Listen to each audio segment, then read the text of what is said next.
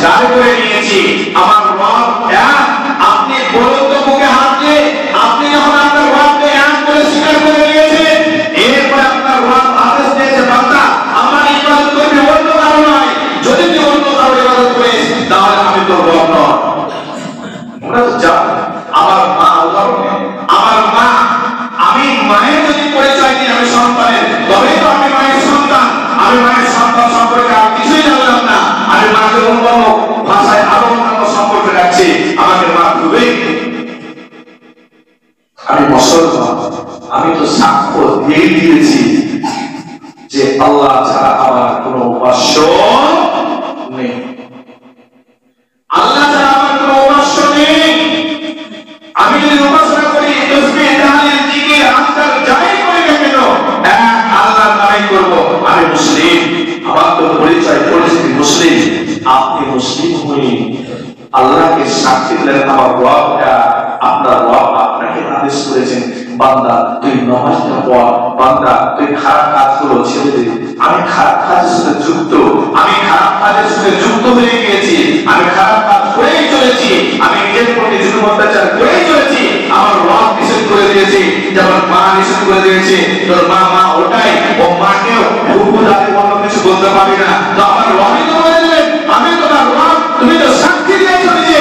আরে তুমি দেখুন যখন বান্দা করে আমি প্রশ্ন করে দিয়েছিলাম আমি কি তোর রব নই, তখন তুমি বান্দা করে দিয়েছিলি বান্দা অবশ্যই অবশ্যই আজকে আমার রব। আজকে আমার রবের আদেশটা মানছি না কেন? মুসলিম নাকি আমি অপরাধী? আমি মুসলিম নাকি আমি অপরাধী? আমার রবকে যদি আমি না মানি, আমি সাক্ষ্য দিয়েছি হতে পারে আমার রব, হতে পারে এটা মসজিদ, কিন্তু এখানে সাজদা হয় না। যেমন অন্যান্য দ্রব্য জিনিস বাজারে গেলে যেমন এখানে মসজিদের পরিচয় দেওয়া থাকবে না, সেরকম আপনি আপনার যে অন্তরটা রয়েছে, আপনার যে আত্মাটা রয়েছে, আপনি মানুষ, কিন্তু মানুষ মানে আরো অন্যান্য অন্যান্য প্রাণীদের আল্লাহ রাব্বুল আলামিন উদাহরণ দিয়ে দিয়েছেন।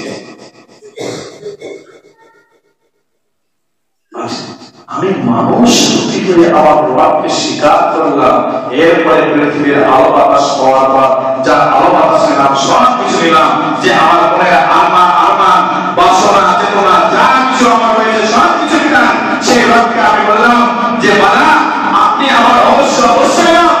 এরপরে সেই রবের আদেশগুলোকে আমি মানলাম না। আপনি ভাববেন, আপনারা ভাবেন যে আমি সেই রবকে কতটুকু মানি, আমি সেই রবকে মানতে গিয়ে আমি নাকি নেককার বান্দা নাকি আমি অপরাধী? অপরাধী যদি করে আপনার পুরো চরিত্রটাকে আল্লাহ রাব্বুল আলামিন তুলে ধরেছে। চরিত্র ধরেছে, চরিত্রগুলো কি? আল্লাহ রাব্বুল আলামিন সূরা সাজদা পবিত্র কোরআনে কারিমের মধ্যে একটি সূরা সাজদা নামক একটা সাজদা নামক সূরা দিলেন। এই সূরা পবিত্র কোরআনে কারিমের মধ্যে 32 নম্বর সূরা।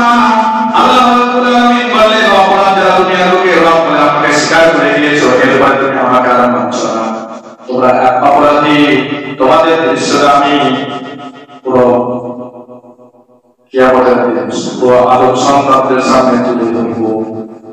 কেমন হবে? আল্লাহ রাব্বুল আলামিন বলতে শুরু করলেন বিশ্বনবী মুহাম্মদ রাসূলুল্লাহ সাল্লাল্লাহু আলাইহি ওয়াসাল্লামের উপর অবতীর্ণ হয়ে গেল আয়াত, ওয়ালাউ তারা ইল মুজরিমুনা নাকিসু রুসিহিম ইনদা রাব্বিহিম, ওয়ালাউ তারা ইল মুজরিমুনা, তুমি যদি দেখবে অপরাধীরা তার রবের সামনে মাথা নিচু করে দাঁড়িয়ে থাকবে। ওয়ালাউ তারা, তুমি যদি দেখতে ইদিল মুজরিমুনা, যখন অপরাধীরা দাঁড়িয়ে থাকবে রুসিহিম, মাথাটাকে নিচু করে ইনদা রাব্বিহিম, তার সামনে, তার রবের সামনে, যারা দুনিয়ার বুকে অপরাধ করেছে, যারা পৃথিবীতে আসার আগে আল্লাহ রাব্বুল আলামিন যে বান্দাদেরকে বলল, আদম সন্তানদেরকে বলল, পুরো আদম সন্তান নয় পুরো বান্দাদেরকে বলে আলাস্তু বিরাব্বিকুম, আমি আমি তোমার রব নয়। তখন আসার জন্য বলেছিলাম বাবা অবশ্যই আপনি আমার রব। আমি এই পৃথিবীর আলো বাতাস হওয়ার পরে বড় হওয়ার পরে আমি রবকে ভুলে গেলাম। তবে কি আমি অপরাধ করলাম না? এই অপরাধীরা সেই রবের সাথে মাথা রেখে কিছু করে উঠাতে পারে না, কারণ তারা অপরাধ করে গিয়েছে। আজ পৃথিবীর বুকে এই যদি আপনি রবকে ভুলে যান, পৃথিবীর বুকে যে চলাফেরা আমরা চলতে ফিরতে যা দিন সংসার আনতে গিয়ে আমরা যে অপরাধগুলো করি, এগুলো কি অপরাধ নয়? পৃথিবীতে দেখেন কত রকমের আমরা অপরাধ করি। নামাজটা বাড়িয়ে রবকে মানলাম না, ছেড়ে গিয়ে আপনি বলেন আমি কাউকে গালি দিলাম, এটা অপরাধ কি অপরাধ নয়? ইসলাম গালি দেওয়া নিষেধ করেছে, অপরাধ এটা আমরা করি। কাউকে এক নম্বর মেরে দিলাম, অপরাধ কি অপরাধ নয়? কারো বাড়িতে গিয়ে আমি চুরি করে নিলাম, অপরাধ অপরাধ কি অপরাধ নয়? কেউ ভাত রান্না করে রেখেছে আমি নিয়ে খেয়ে নিলাম, অপরাধ কি অপরাধ নয়? কত রকমের মেয়ের বিয়ে দিয়ে আজ আপনি ডিজে আরো অন্যান্য কিছু বাজাচ্ছে, অপরাধ কি অপরাধ নয়?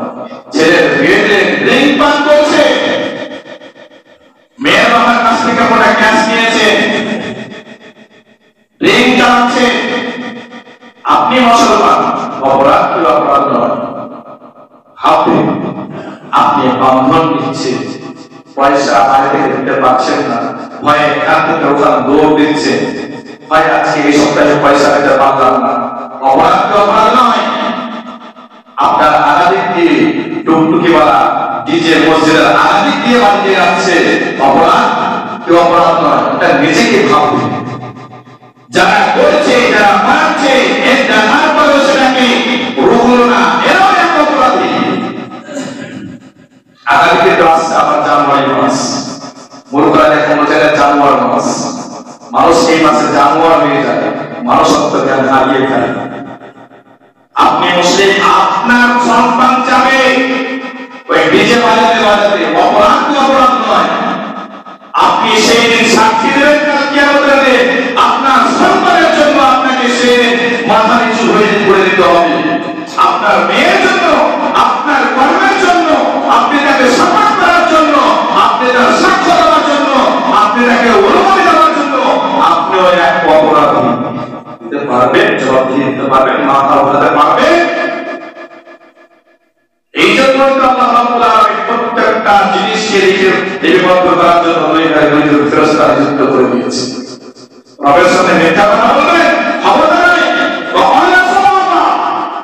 আপনি মিথ্যা কথা বলবেন না, তো মুখে তো কথা বলবে না, আপনার অঙ্গ কথা বলবে, হাত কথা বলবে, আপনার পা কথা বলবে, মুখে সিল মেরে দেওয়া হয়, চোখ কি রেখেছে সেটা সাক্ষ্য দেবে, কপাল কি রেখেছে সাক্ষ্য দেবে, জমিনের উপরে কোন সময়, কোন ন্যানো সেকেন্ড, কোন মাইক্রো সেকেন্ড কি করেছে জমি সাক্ষী দেবে। আপনি অপরাধ করেছেন কিনা, অপরাধের একটা ভাষা বলবে, ভাষা শুনবেন, ভাষাটা শুনুন। ওয়ালাউ তারা ইলাল